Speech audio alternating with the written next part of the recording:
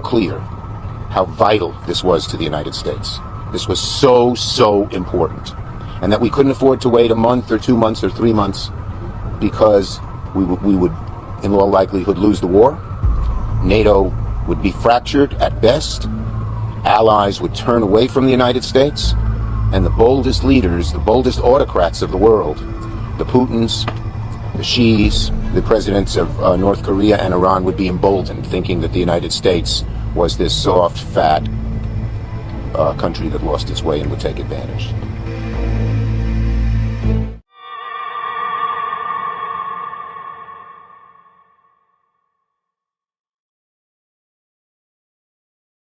Oh no, it is much worse than just a few villages. 5 days after the collapse of Avdiivka, the US has warned of pending collapse for the war-ridden country of Ukraine. And the collapse is likely to come sooner rather than later. You see, its frontline has collapsed. Ever since Russia captured Avdiivka, what was considered Ukraine's last big stronghold, Putin's troops have been able to make big gains in Ukraine. According to a ABC report, citing a rather ambiguous internal US estimate. By spring of 2024, Ukraine faces, and I quote, a potentially catastrophic shortage of ammunition and air defenses that could effectively turn the tide of the war and lend Russian President Vladimir Putin a significant advantage. Turn the tide of the war, they say. I thought that happened months ago, after the last Hail Mary attempt at Ukrainian victory that was the Ukrainian summer counteroffensive, which started and ended somewhere in the middle of the rolling plains and the steppes of southern Ukraine in no man's land.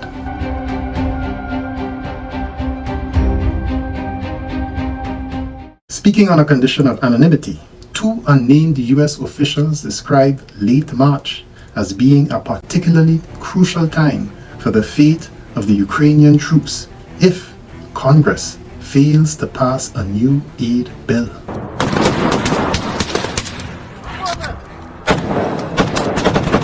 And for all you historian buffs, I know what you're thinking. You may have heard of the infamous Ides of March, which is supposed to fall on the 15th of March, 44 BC. And this was the date when Julius Caesar was assassinated and stabbed to death at a Senate meeting by 60 conspirators. The assassination of Caesar was characterized as the opening of the final chapter in the crisis of the Roman Republic.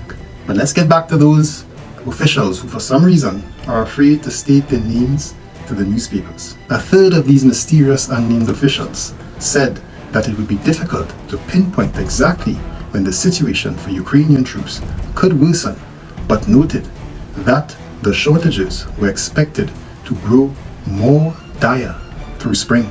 Artillery is key as Ukrainian forces try to hold off massive Russian assaults on the Eastern Front. But Kiev's ammo shortages are getting worse by the day. My only criticism in this assessment is that they should rephrase it in the past tense, as it is clear that the situation has worsened for Ukraine for some time now.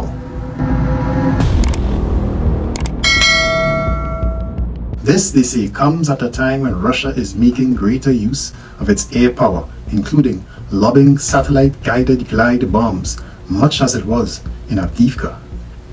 One Ukrainian official who was interviewed spoke rather despondently and said, "Our primary goal is to deter the Russian invasion. If we cannot do that, it is time to pack our things."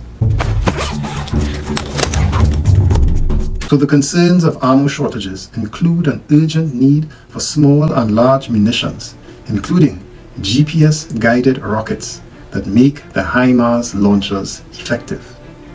The Ukrainians are also in a dire need of air defense, including supplies to protect the donated F-16 fighter jets slated for deployment later this year.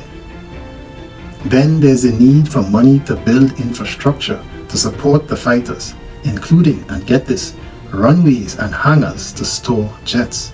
So hold on, you're telling me that NATO plans to send F-16 fighter jets when Ukraine doesn't even have the infrastructure to store them?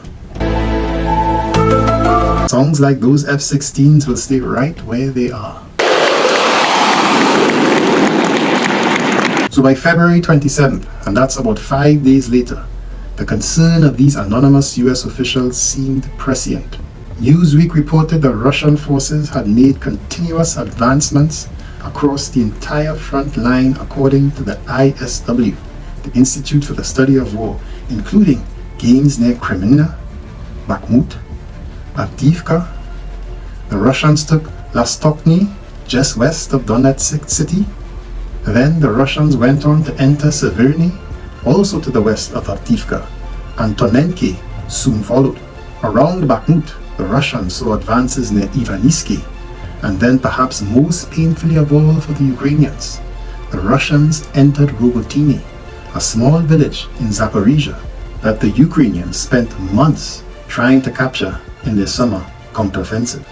So after 4 brutal months of heavy casualties and devastating losses of equipment, which led to the coining of areas in Ukraine in tribute to the heavy loss of NATO equipment. In the summer, the Ukrainians are now seeing their hard-won and very minimal gains reversed in just weeks. And then on the 28th of February, Newsweek's headline became even more grim.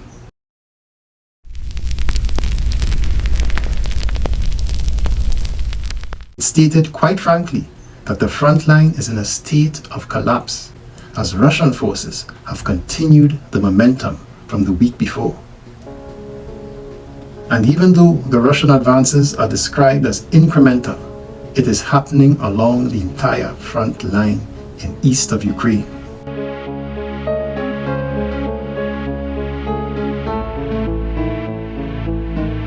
Ukrainian Group of Forces spokesman Dmitro, and I'm not even going to try to pronounce his last name, said his troops had withdrawn from Stepove, which is about 8 miles north of Avdiivka, and confirmed the loss of Tonensk to the south. A senior analyst at a security firm Global Guardian remarked that the ground behind Avdiivka is flatter and therefore permits faster movement for the Russians. In fact, he warned that without aid, there will be more Avdiivkas to come.